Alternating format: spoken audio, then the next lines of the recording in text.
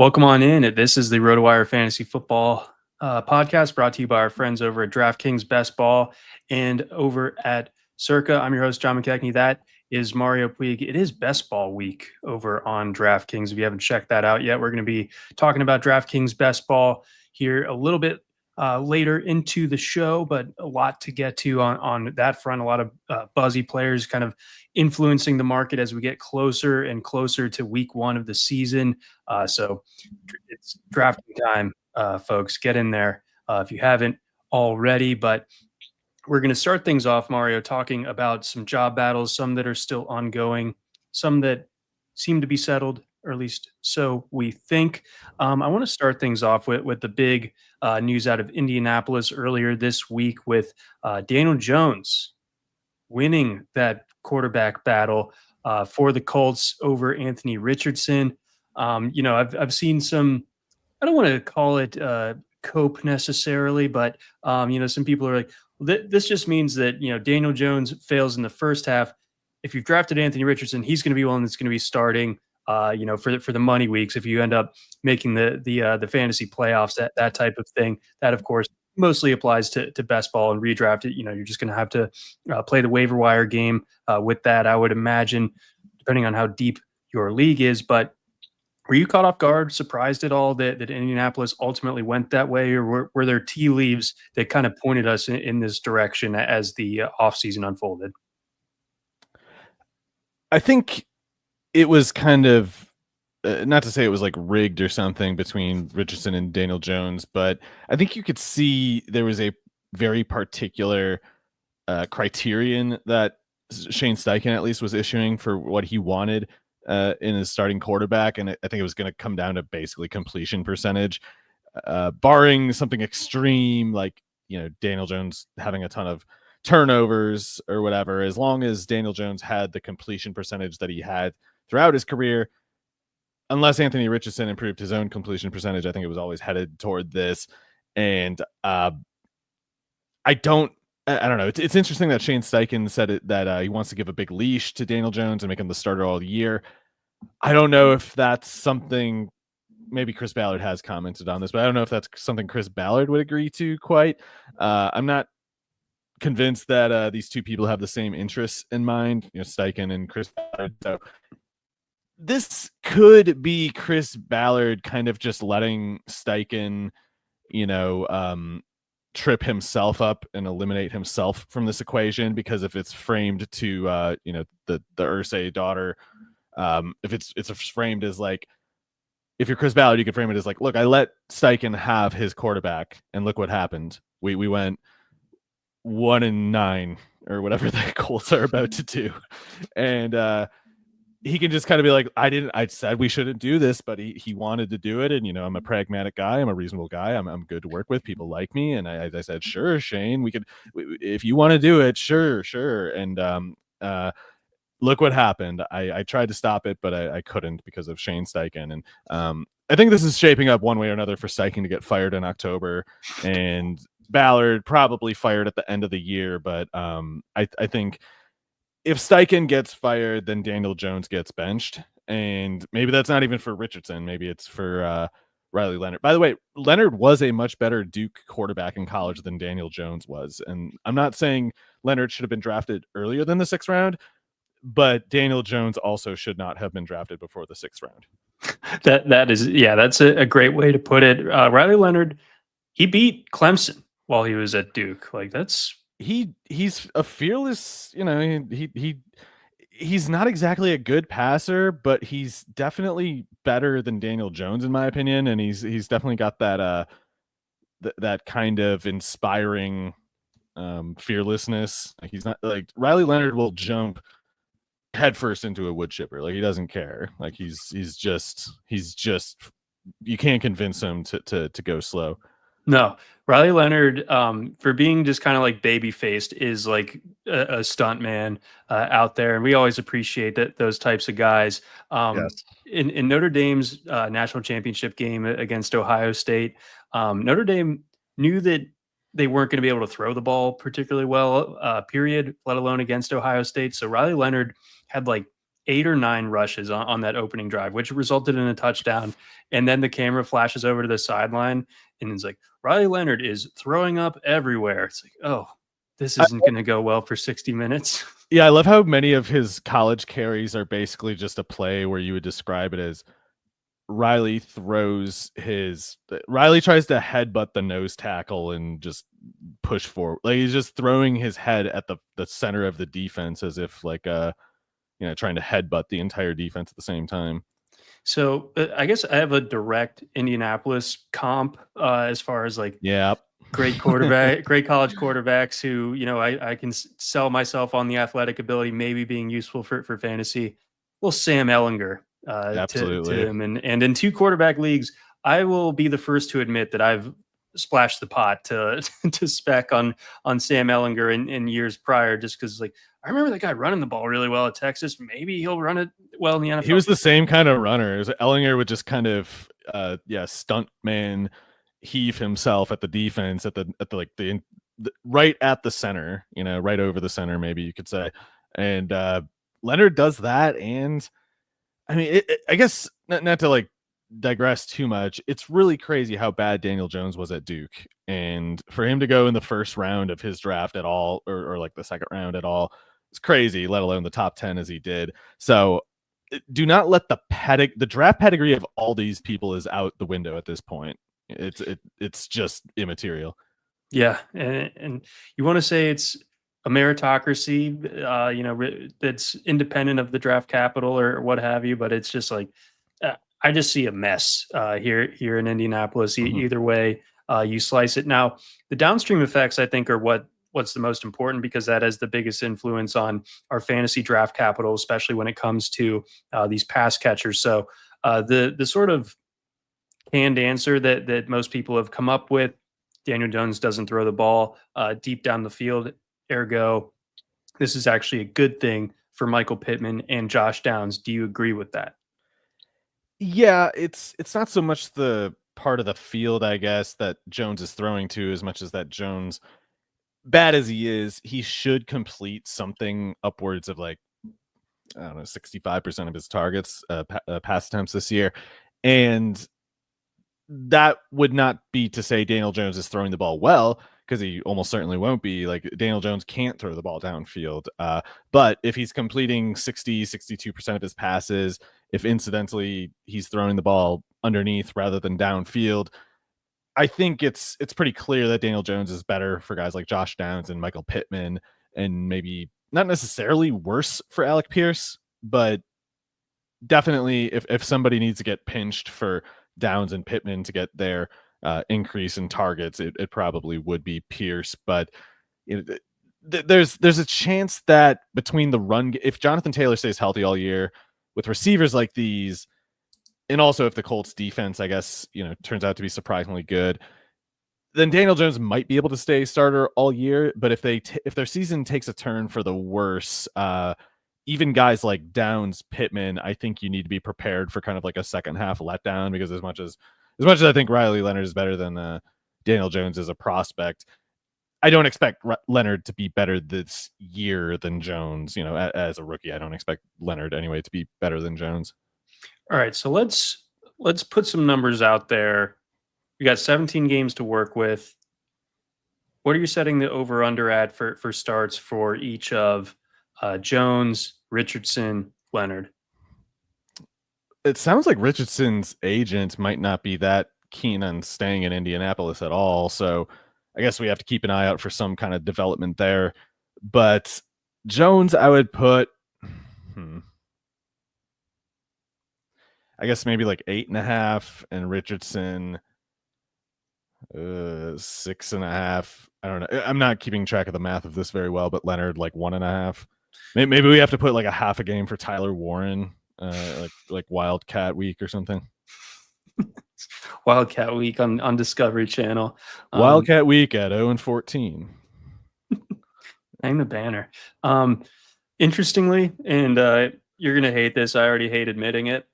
I've drafted Daniel Jones on 4 of my teams on DraftKings. I've drafted him.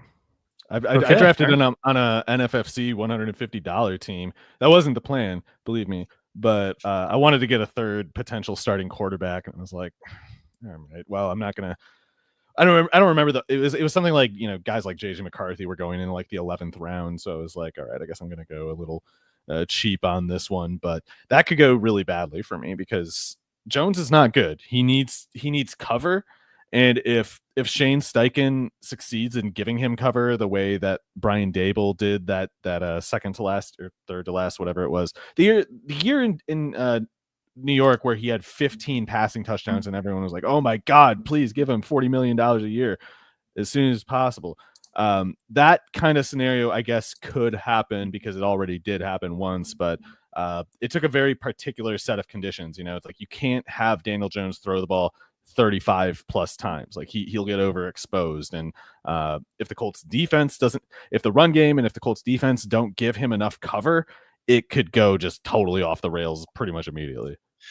Yeah, so this Indianapolis becomes like a fascinating team to watch this year, just because like it's almost impossible to know exactly how it's going to go. Other than I think it's fair to feel pretty pessimistic about what it's going to look like exactly, and it does kind of create this wild dynamic for how do you approach this team from a fantasy draft perspective here. But I do think late, if you're doing a 3 quarterback build on DraftKings, I think Daniel Jones you could do a lot worse as your QB3. You'd have to be pretty like you have Josh Allen or Lamar Jackson to do a 2 quarterback build with Daniel Jones, but I don't know. In tournaments, pretty much anything is permissible, and if Daniel Jones somehow starts something like 14 games, then he should be a pretty clearly good value at ADP, even if he's not a particularly good real life quarterback. And if you draft under, the presupposition that like, Daniel Jones starts all year, week 17, I believe is against Jacksonville. That could be kind of a crazy game in and of itself. So, I mean, I like Jacksonville's shootout potential this year. So yeah, it's if Jones is somehow starting that week, he might be able to eke out like a top 10, fantasy quarterback week. Daniel Jones winning someone $1 million would just be unbelievable. Please let it be me. I really deserve to be paid a lot of money if Daniel Jones does well. And with that, let's move on to our next topic. This one, I mean, if Daniel Jones is hot in the streets, there's nothing hotter in the streets than Washington backfield discourse. And of course, absolutely, I'm talking about the best of all time. We don't even need to say his name. He shall not necessarily be named, but he's the best of all time. Bill, our guy, Bill. Some might know him from the DraftKings draft board as Jacory, Croskey-Merritt, but and before Bill, 2 months ago, almost none of them had heard of him at all. But he's the GOAT. Week 1 is a few weeks away, but we know it already. Yeah, this one is written in the stars, but tongue-in-cheek notwithstanding here, we've never been the Brian Robinson, drumbeat guys, but how surprised are you that it's come to this in Washington where, like Brian Robinson, a guy who's being kind of routinely taken in the top 8 rounds over on DraftKings, all of a sudden Washington's shopping him. They're willing to eat some of the salary to help facilitate a trade because they seem to be really gung-ho on the idea of a backfield that has JCM and Austin Eckler and, even Chris Rodriguez additionally in the fold there. So all told, what makes some sense of what's going on there. Yeah, I think this is a media creation, internet media creation where there's this guy, Chris Rodriguez, on the team, right? And by all indications, he is at least as high as Jacory Croskey-Merritt, if not ahead of Jacory Croskey-Merritt on the depth chart. But because there are certain media individuals who have kind of been closer and closer over the years to certain beat writers and other people of various media input, there's kind of I don't know what you'd call it. It's like a mutually beneficial thing where these writers get promoted and these outlets and influential people kind of hype them, and then the public gets latched onto and sentimentally attached to these narratives, And then all three of those groups kind of have an interest in creating a feedback loop where this guy that we're hyping, he's the GOAT. We got to, and this is not the first time this has happened. This actually happened many times by now, but I don't know if you've so much as recall Darwin Thompson or something. I need not go into like great detail on what's going on here, but it's you know how there's a such thing as like moral panics where like society just freaks out about some like bad or scary thing that's more or less not happening. This is kind of the opposite of that, where people are kind of just like, Croskey-Merritt, he's the best that's ever been. And don't ask me why he averaged under 4 yards a carry for 4 years in a row at Alabama State in college. It's just, I'd rather talk about how this beat writer said he looked dope. He looked crazy in practice. And you look at Jacory Croskey-Merritt's tape, I think it's pretty clear immediately what it is that people are getting tripped up on. And it's that he's just kind of a very hyper runner. I'd compare it to kind of like a dollar store version of the Javonte Williams hype out of North Carolina, where people mistook how he was breaking a comical number of tackles at the college level in a part-time role, moreover, and kind of equating him to guys like Nick Chubb or whatever.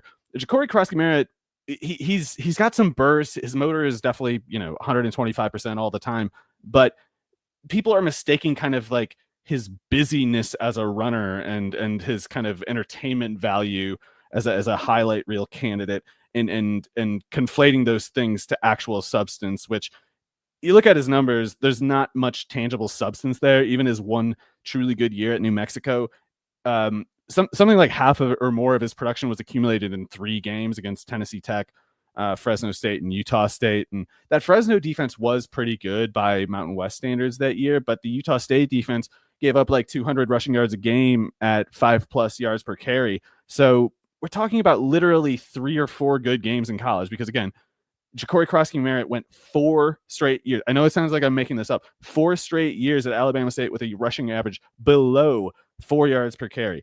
I think I can go ahead and assume no running back in NFL history, other than maybe fullbacks, went 4 yards under 4 yards a carry 4 years in a row at the FCS level and then got drafted at all. That is such a crazy low bar. Jacory Croskey-Merritt, I think, is the only person who has probably touched it. And meanwhile, Chris Rodriguez played ahead of him in that preseason game, had better numbers in that preseason game, had the better play overall in that preseason game. And yet you see all this media hype, just like canned hype for Jacory Croskey-Merritt, that specifically just skips the Rodriguez question at all. And not to say Chris Rodriguez is going to have 1,000 yards rushing this year, but if Brian Robinson is out of the picture, Chris Rodriguez is the best pure runner on that team. He's also the pure runner on that team who can withstand the most volume. Regardless of whether it's Rodriguez or Jacory Croskey-Merritt starting or whatever, neither of them is going to catch passes.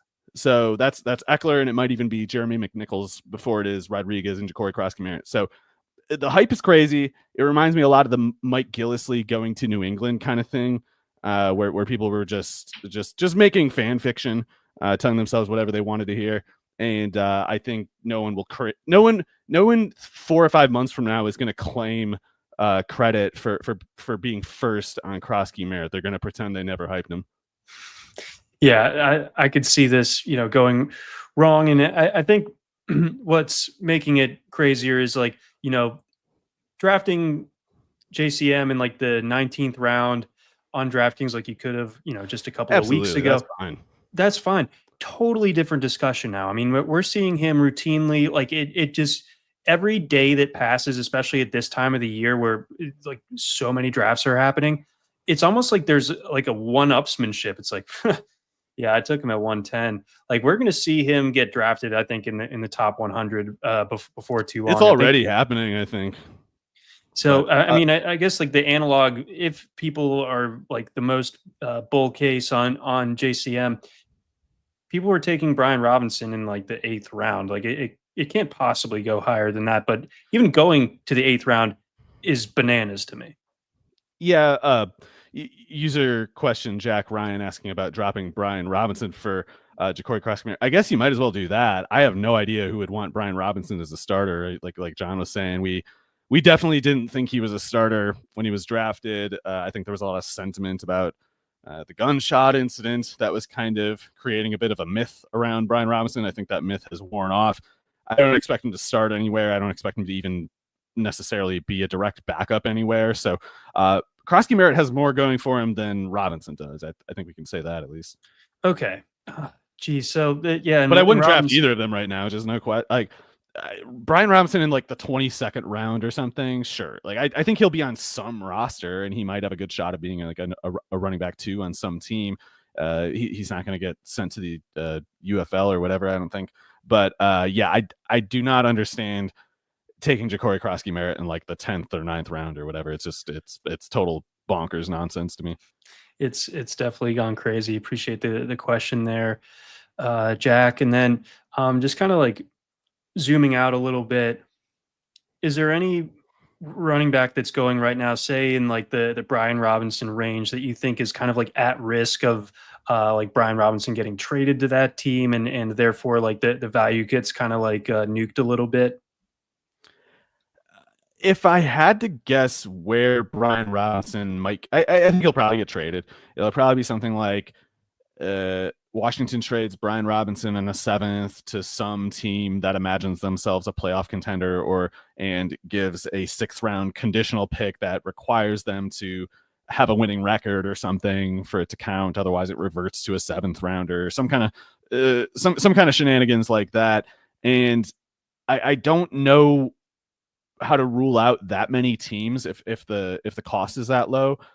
I think especially if Washington's willing to, I don't know how they do this, but if they can take on like $2.5 million of Robinson's $3 million cap hit or whatever, I could see like the 49ers trading a 7th for him because Guarendo's had so many injury troubles. I could see the Jets trading a 7th rounder because I still think Braylon Allen is very obviously a fullback and not a real running back. So getting like another volume capable guy after Breece Hall, I think might make some sense for the Jets. But with a cost as low as Robinson is likely to carry right now, I don't even, maybe Tennessee even. There's a lot of teams that I think don't mind paying a 7th for a guy like Robinson because it's not a cost at all, really. No, it's really not. So just a crazy kind of curveball. You know, we've been drafting since February at this point, and the market gets so crystallized at different points, and then everything kind of gets turned on its head just a few weeks before the season gets underway. Before we dig into our next thing, we do have one more question to get to from our guy, It's Okay to Laugh. Thoughts on QB RB stacks, i.e. Lamar Jackson and Derrick Henry, Jalen Hurts and Saquon, Baker Mayfield and Bucky Irving. In a top 5 offense, you get access to all the touchdown share.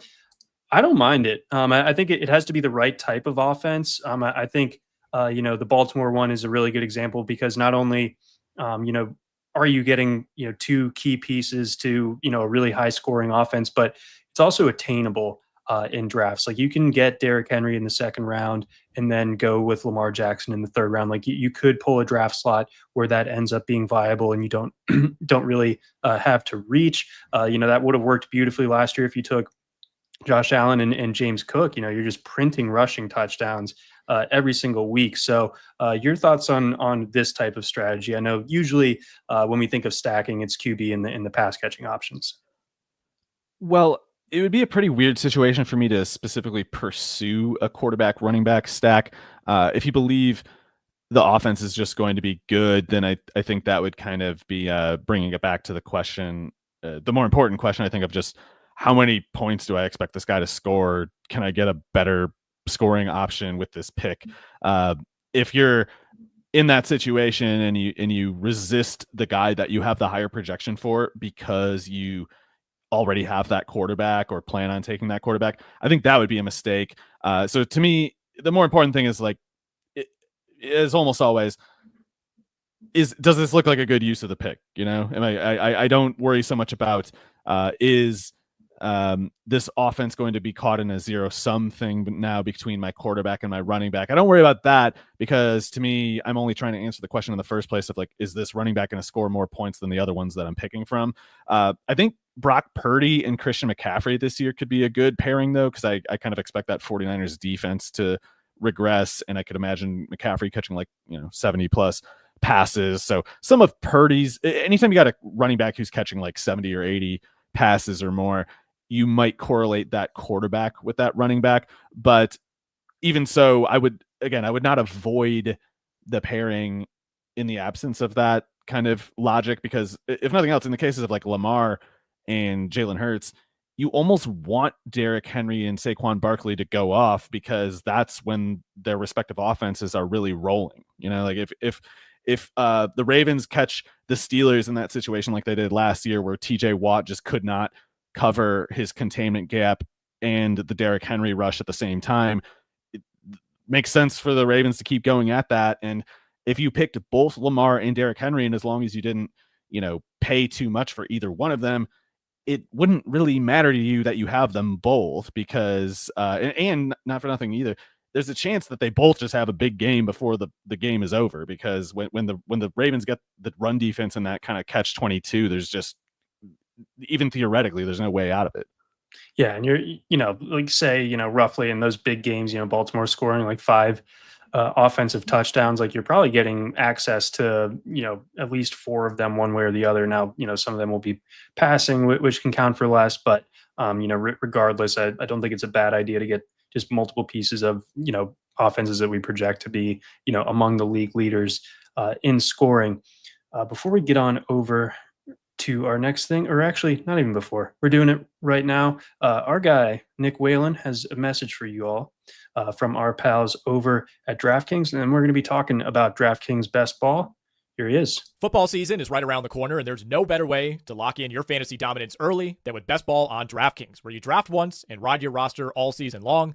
And right now, DraftKings is giving all customers a can't-miss offer. Draft one, get one. Enter a lineup in the $15 million best ball contest for just $20, and you'll score another best ball ticket to play free for a share of $15 million, giving you a second shot to win big. It's easy. Just draft your team once, no weekly management required, and let your top scorers automatically start each week. Across the whole season, every breakout star, every clutch play, every touchdown will count toward your quest for a share of $15 million.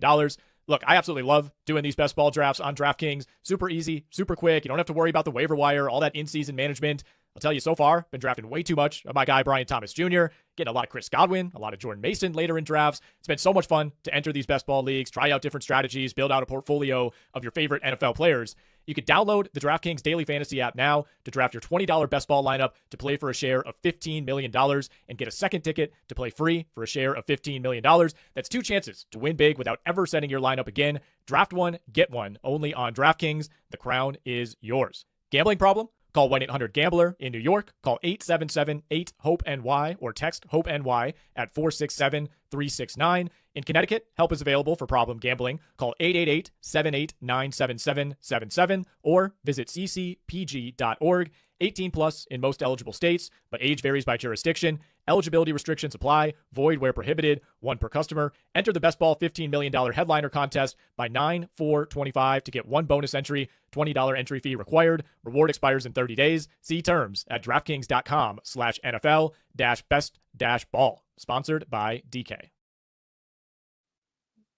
Huge thanks to our friends over at DraftKings for that, and for the expert reading by our guy, Nick Whalen. So let's dig into a little bit of DraftKings best ball. I want to kind of get a temperature check from you, looking at my portfolio here. So a bit of a self-serving thing, but hey, I'm going to throw out some guys that I have high exposure to on DraftKings. You tell me if you like it or not. I have Christian McCaffrey on 30% of my best ball teams over on DraftKings. How many teams you got, John? Do you know? We are at 20. That's pretty high Christian McCaffrey exposure, over 20, I think. If you had said like I have 8 teams and you had them on half or something, it's like, wow, that's 8 teams. But yeah, 30% is a pretty decisive staking, I think, but I like it. I think, especially for the tournament logic, it's really difficult for me, at least, to stay away from McCaffrey, especially if he's falling to like 10 or 11. I assume sometimes you got him even in like the 14th pick or something. That's correct. So looking at my average like draft capital on McCaffrey, I was drafting him before the sort of like later on helium really started to kick in. Like right now, he's like a top 7 pick. I was getting him end of the first round, like an average pick of 11 right now. So I'm going to kind of freeze the exposure there, but I feel like that there's some good like closing line value that I've kind of locked in, hopefully, when it comes to McCaffrey. Yeah, freezing the exposure now, I think it should be more out of like acknowledgement that you got him at a better price that is locked in than it is like you truly need to avoid him, because even if you take some more shots at like 7th or 8th overall, even I think McCaffrey made so much sense at 11, 12, whatever, because he obviously even he might have a chance of being the running back 1 if he stays healthy all year. So 6, 7 would also make plenty of sense, let alone 11 or 12. Like 11 or 12, he doesn't even need to be a top 3 fantasy running back to pay off, but we know he can be the top fantasy player this year if he stays healthy for 17 games. So I like the McCaffrey picks, and with DraftKings' full point PPR too, it's worth keeping in mind that this is a guy who has I don't know how many, did he have like 200 catch seasons or something? So 70 or 80 catches would not be a particularly noteworthy outcome for McCaffrey, even though it would be enormous for fantasy purposes. Yeah, especially on DraftKings. So I think, you mentioned the idea of stacking McCaffrey with Purdy, and I feel like the Niners are just really like, it's a very attainable stack. I've maintained that position throughout the course of draft season. Like Kittle, early 4th or late 3rd, even, I think is super justifiable and something that I'm trying to target a decent bit. I think he is my most drafted tight end as well. Looking a little bit further down the board, though, kind of dovetailing with our Indianapolis discussion from earlier in the show, we talked about the wide receivers. I'm pretty levered on one Tyler Warren.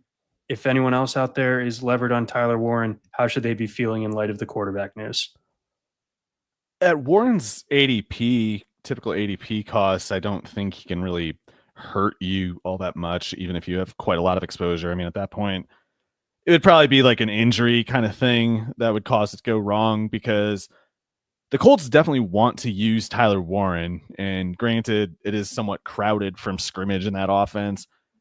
Guys like Pittman and Downs, I think, could both be 100 catch receivers in an offense that could more easily support them. So it's also possible that Pittman and Downs would therefore keep a pretty clear precedent for targets over Tyler Warren. But even if Warren isn't drawing like base package targets, I think he'll have a lot of like cooked up usage, like screens and such things, or just bootlegs that are novel because it's Daniel Jones play action faking, running to the right or whatever, and Tyler Warren's uncovered in some novel way that it's clearly supposed to go to him. That kind of stuff is definitely going to happen. So I guess I'd be disappointed if Tyler Warren didn't catch something like, I don't know, like 70 receptions this year.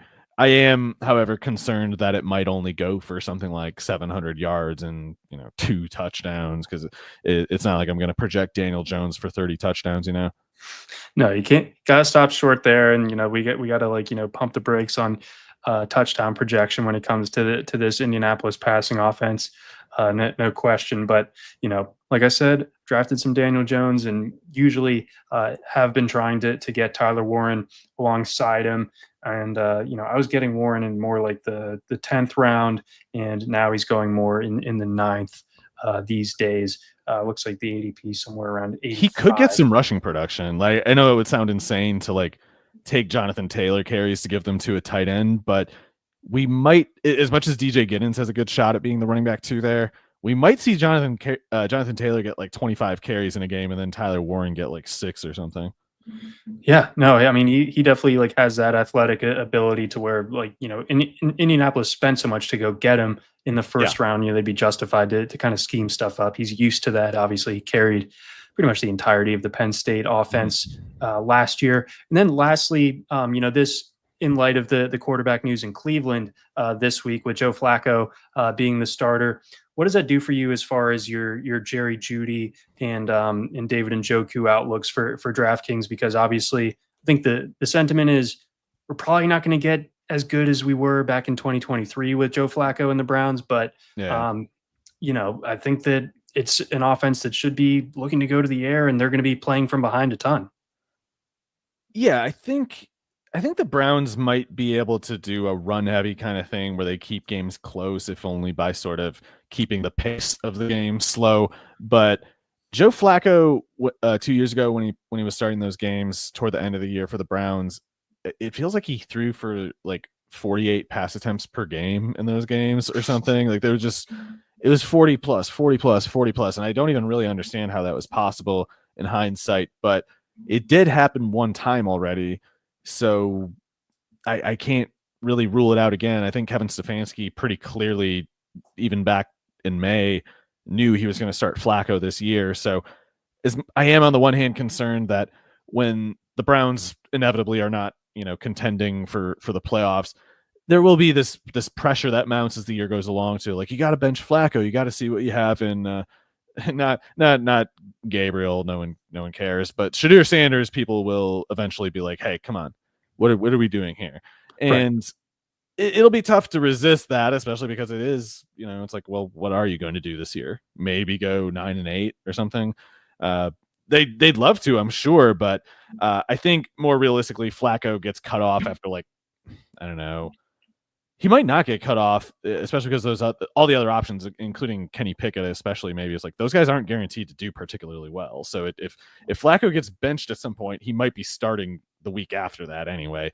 Kenny Pickett's terrible. I don't think he's going to play this year if Flacco stays healthy. So if Flacco plays like 12 games, in those 12 games, I wouldn't be shocked. In those 12 games alone, I wouldn't be shocked if Jeudy catches like 80 passes. So those other games, hopefully Gabriel, Shadur, etc., are not as bad as like Dorian Thompson-Robinson. But I do worry about what the non-Flacco outcome is. Like I think those guys those other quarterbacks could be pretty bad. But if Flacco's playing, I really don't see how you feel anything other than optimism about Jeudy and David Njoku, who was like the fantasy tight end 1 during that stretch, probably because he was getting like 14 targets a game. Yeah, he was going ballistic down the stretch, as were the Browns generally. And for some reason, Amari Cooper's still a free agent, but he was cooking back then. He's got to sign soon. That's crazy. I know. Mac Hollins is on a team. But all told, I guess like the way I see it with these guys is like I'm good with drafting Jeudy and Njoku where they are. And Yeah. I don't find them to be egregiously like pricey in either case, but I do, want to kind of have a plan in place where it's like I don't have to count on them come the fantasy playoffs. I think they can help me build up enough points in winning weeks while Flacco is there, but I just worry like it kind of peters out spectacularly towards the end, and I'm not getting much in the way of production from either in those money weeks, which is, legit, concern or possible reason to fade. It's just a matter of like how you want to balance early season versus late season production. Yeah, I think luckily Jeudy and especially Njoku are cheap enough that you can kind of budget that late season part separately, and you don't pick either of them at the expense of that late season budgeting. But Njoku, it's like you can get him. You can go back to back, him and Warren, him and Colson Loveland, him and Jake Ferguson, some kind of thing. It's easy to get a pretty good platoon going with guys like them. And I think Judy's a little tougher. Sometimes you see him go as like a wide receiver 2 almost cost, but if you get him as a wide receiver 4, you're golden. If you get him as a wide receiver 3, there's a chance. It's a little bit of a high wire act, but I think that too could also work in the end. I think so too. So again, it's just think about the context of the entire season. But if you're telling me that you're banking like 8-9 like really good like startable usable weeks from both Jeudy and Njoku where they're going in drafts, I'm good with that and confident that maybe I'll find a way to figure out the rest. With the expectation that maybe December is a bit cold from those guys. That's going to wrap it for our best ball segment. It is best ball week over at DraftKings, so be sure to check that out. We also have a message from our pals over at Circa. Circa Million and Circa Survivor are back with a massive $21 million in guaranteed prizes. Circa Million, pick 5 games against the spread each week. 18 weeks of action with 126 ways to win. $1 million for the winner and $6 million guaranteed. Then at Circa Survivor, 1 pick a week, no point spread. Lasts the longest to win it all. At least $15 million guaranteed in that one. Enter in Nevada, play from anywhere, 21 million guaranteed. Visit circasports.com for details. We also got a message from our friends over at Blue Wire. And we are back. All right, so we're going to be talking about some guys that we have been fading, particularly you have been fading over on DraftKings Best Ball relative to their draft costs, relative to their ADPs. You have a piece up on RotoWire right now, breaking that down. But I want to highlight some of those players that maybe you've been staying away from a little bit, given their ADPs. Starting us off, Marvin Harrison. Usually, I'm just like a big believer in like the year 2 jump for blue chip wide receiver prospects.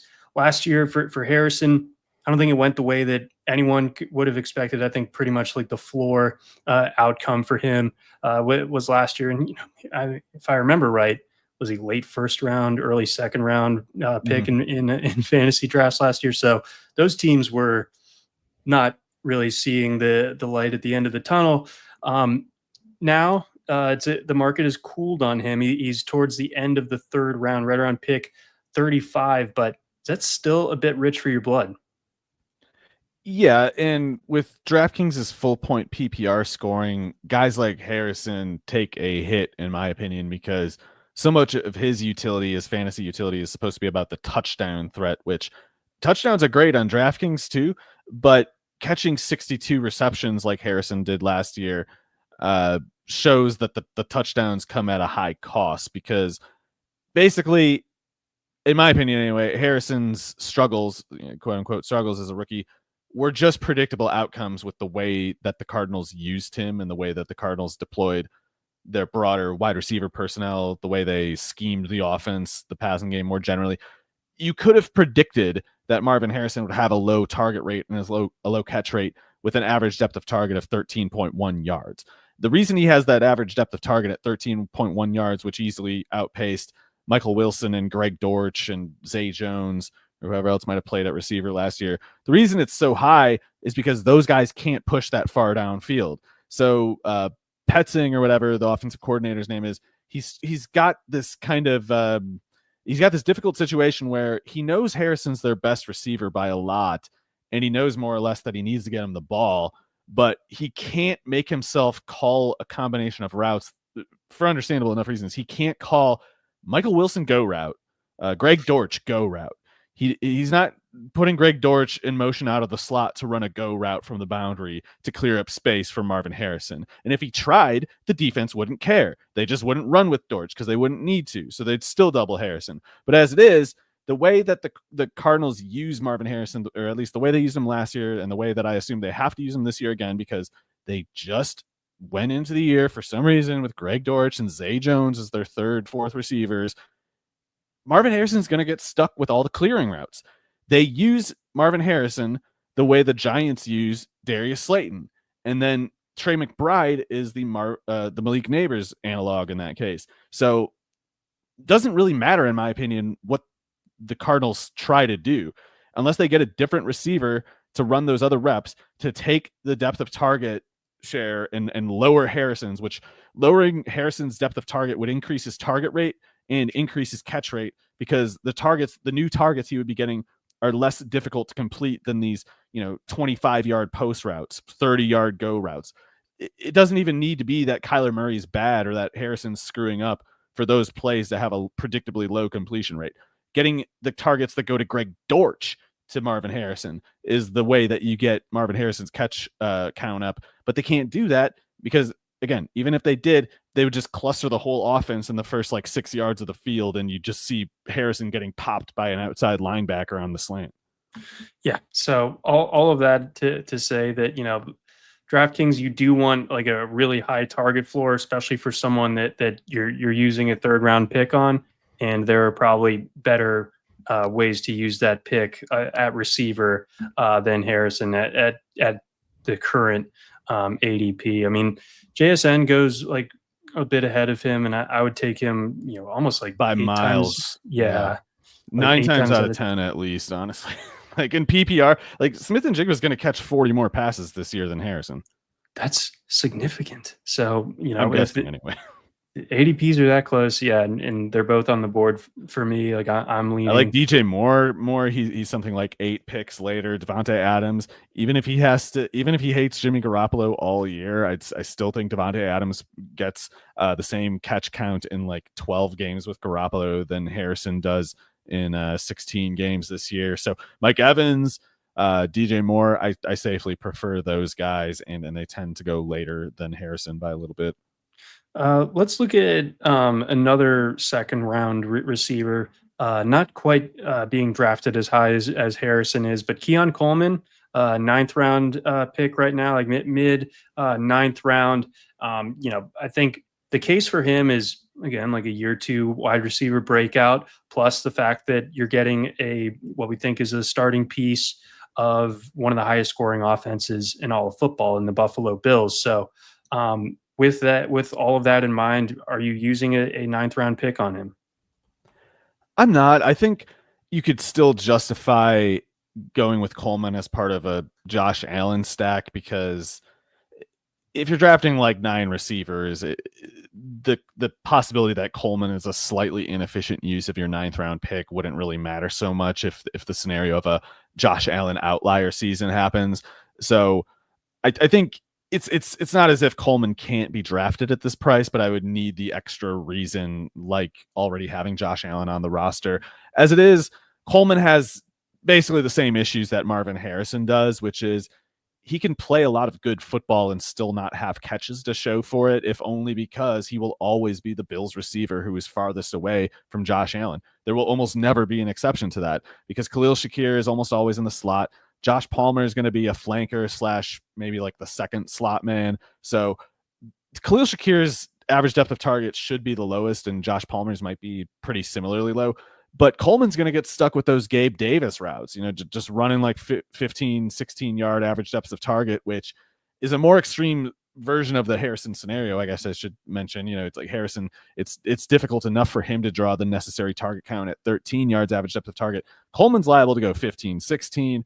And Shakir and Palmer are both totally good candidates to play well this year. So I don't really see a scenario where, unless injuries pop up, I don't really see a scenario where the Bills will need to divert targets toward Coleman because the distribution otherwise is failing at any given point. Like, I think it's Joe Brady's shown that he can budget a broader offense very well, and it's not necessarily an offense that prioritizes the production from scrimmage for any given pass catcher. And Coleman's role, I think, is more so to kind of keep the safeties back and give the defense a reason to giving the defense a reason to reconsider, crashing down too hard on the run threat posed by Josh Allen and James Cook. And some defenses are going to take that chance, and Joe Brady's going to be ready to have Coleman's number called. But generally, it's going to be tough for a guy in a role like that to draw more than like 1 target per 10 snaps.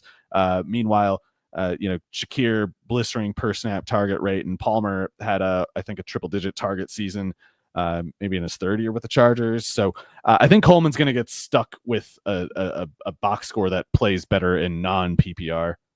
Yeah, it's going to be a little bit boom or bust, and like you're just not going to get that week-to-week floor of like, I know for a fact that Keon Coleman's giving me 6 catches for 75 yards like clockwork, like you would want, particularly at that stage of the draft. So this is the eat this, not that portion of the Coleman breakdown. Who are you targeting at receiver in the range that Keon Coleman goes?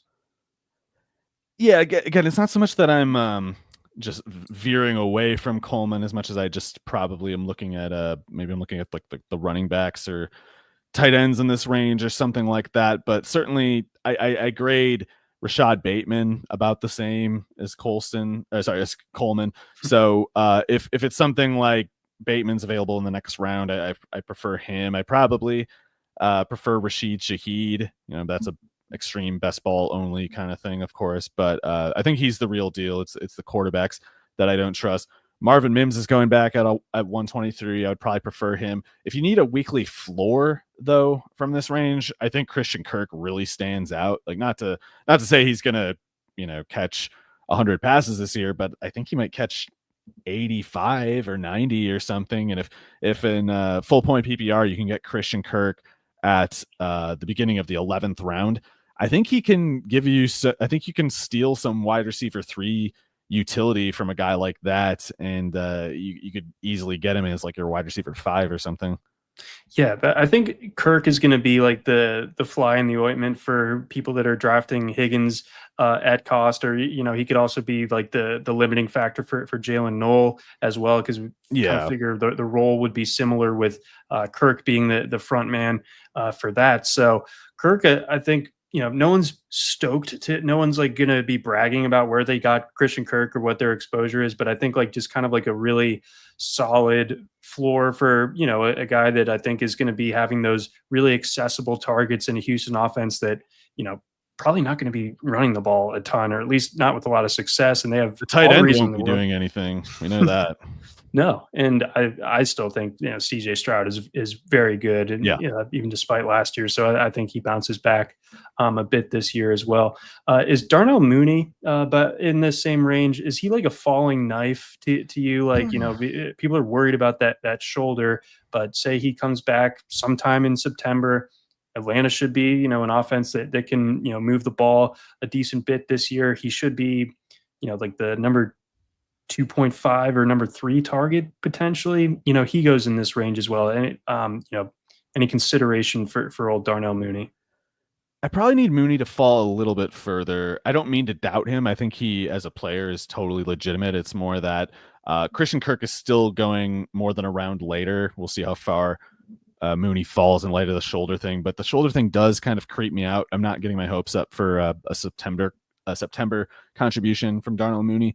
But yeah, you're right. As soon as he's back in October, he should be back on that like 1,000 or 1,100 yard kind of pace. But even at the 130s, you got like Brandon Ayuk, Trey Harris, who I am not out on Trey Harris at all, despite the Keenan Allen thing and whatever else. Adam Thielen at 150 is also interesting to me. So I don't tend to end up with Mooney, but I could very well regret it, because I would pick Mooney if I was more convinced of his playing circumstances. I'm just kind of like a little low on Penix, and I think Zach Robinson basically has no idea what he's doing. You are right in that sense, but like for whatever reason, I just still kind of anticipate Atlanta like just having a good offense this year. But that Mooney's good. If he's out there and if the quarterback's not holding him back, then Mooney will get his numbers, I think, as a quality like wide receiver 4 in fantasy. I was drafting him a lot early on, like in the spring, but obviously in light of the shoulder thing, I've kind of pressed pause on that. Before we get to our next player that we're breaking down, fading on DraftKings Best Ball, I do have a message from our friends over at Renegade Fantasy. Fantasy football players, aren't you done watching your season crumble because of injuries or underperforming players? Join the RotoWire League today on the Renegade Fantasy app, the only app that lets you substitute players in real time. Go to rotowire.renegadefantasy.com and hit join today. With Renegade, you're not just a GM, you're the coach. No more losing Sundays, no more lost points. You call the shots, you make the moves, you win the league. Step out of the luxury box and onto the field. This is a fantasy football without limits. This is Renegade Fantasy. Join the RotoWire League today and win. Visit rotowire.renegadefantasy.com and join the league today. All right, Mario, let's hit a tight end here. This is a kind of big cluster of tight ends that Tucker Kraft finds himself in. A lot of other potential options going in that range. Tucker Kraft going towards like the end of the 10th round. I've said it a million times on this podcast. I feel like I cannot figure out this Green Bay passing game to save my life. I love Kraft, the player, but I never know what to do with him for fantasy. Your thoughts on him, where he goes at pick 118? Yeah, it's a little frustrating because I actually think Kraft is more than the real deal. I think if we were getting Madden rating fantasy rather than fantasy football fantasy, Kraft would be worth picking pretty early. I think he might be something like a top 5 real life tight end already, but many of his contributions are things that don't show up in the box score. And that's why he played 871 snaps last year and only had 70 targets to show for it. It's because basically Matt LaFleur designs the offense so that some of these contributions, these real contributions that Kraft makes, end up making production for other players, or like contributing toward production for other players. So Kraft will be tasked with doing some chip block or whatever to get Jordan Love more time to throw downfield to probably Matthew Golden this year, and Dobbs, whoever. Sometimes it's cooked up like play action bootleg type looks, things like that. Kraft gets stuck with kind of like the structural tasks rather than getting a route with a real chance of a target. And I don't see much room for that to change, not just because it worked generally well for the Packers to this point, but because they have a crowded group of pass catchers. And last year, Luke Musgrave did nothing. So if Luke Musgrave plays so many as 250 snaps this year, that could be pushing Tucker Kraft's margins a little bit. So people are banking on a target rate increase with Kraft just because they correctly reason that he could take more targets and do well with them. But that doesn't seem to me like Matt LaFleur's plan. So I think it's going to be another year with a poor rate of snaps to targets for Kraft, even though he's, playing lights out for his own part. Yep. So there will be like a week or two where he like crushes, and he ends the week as the tight end 1. But the week to week consistency that you're going to get from him is really difficult to pinpoint, just kind of like it is with the entirety of the Green Bay passing game. And then I think you tack on the fact that you look at the ADP right now, and there are other tight ends that are probably a little bit more appealing. Although for me, not drafting like Dalton, I'm not saying like I'm gonna wait on tight end and grab Kincaid about a round later. Pitts, I think, has a really good case, especially kind of in light of what we were talking about with Darnell Mooney. And say what you will at this point, but at that drafting Kyle Pitts in the 11th round is a different discussion than what it used to be, of course. And some other tight ends Jake going Ferguson in this range at 140. I mean, Mm-hmm. I expect Jake Ferguson to catch 70 passes, which is what Kraft did last year. Or sorry, 70 passes. Kraft had 50 catches, 70 targets. I expect Ferguson to have as many catches this year as Kraft does targets. And in full point PPR on DraftKings, I think that could loom pretty significant. But also, if you really just need to punt, like Isaiah Likely at 169, getting him as your tight end 3 is very affordable now. And Hunter Henry at 171, I expect him to push for, 700 yards, 8 touchdowns this year. So I like the swarm approach at a lower price than I do kind of starting the run in that range with a guy like Kraft. I feel like I can get better guys 3 rounds later. Chigakonkwo too. Yes, I definitely have plenty of Chigakonkwo over on DraftKings as well. Hunter Henry, I feel like my portfolio is light on Patriots guys, and obviously like they're all getting like pushed up a little bit. Trevion Henderson, a huge part of that, but I feel like I got to draft some more Patriots, get in on that. But yeah, good calls all around. Another tight end. I know you're a big Jonnu Smith guy, but maybe not this year. Yeah. He goes later than Kraft for what it's worth. Man, last year was awesome with Jonnu Smith. I was right about him all along, and now no one's going to believe me because he got sent back to Arthur Smith hell. This sucks. What a brutal run of luck that is. I also drafted a decent amount of Brenton Strange. Yes, Brenton Strange. Yeah. I like him. I think he's good, and I like this Jags offense, like you said earlier. Good, track meet potential for that offense this year. But I think that about covers it for this year edition of the RotoWire Fantasy Football Podcast. Again, big thanks to our sponsors over at DraftKings. Check them out this week. It is Best Ball Week. Get on it. Great offers for you there and great promos. And then our friends over at Circa as well. For Mario Puig, I'm John McKechnie. Thanks for listening.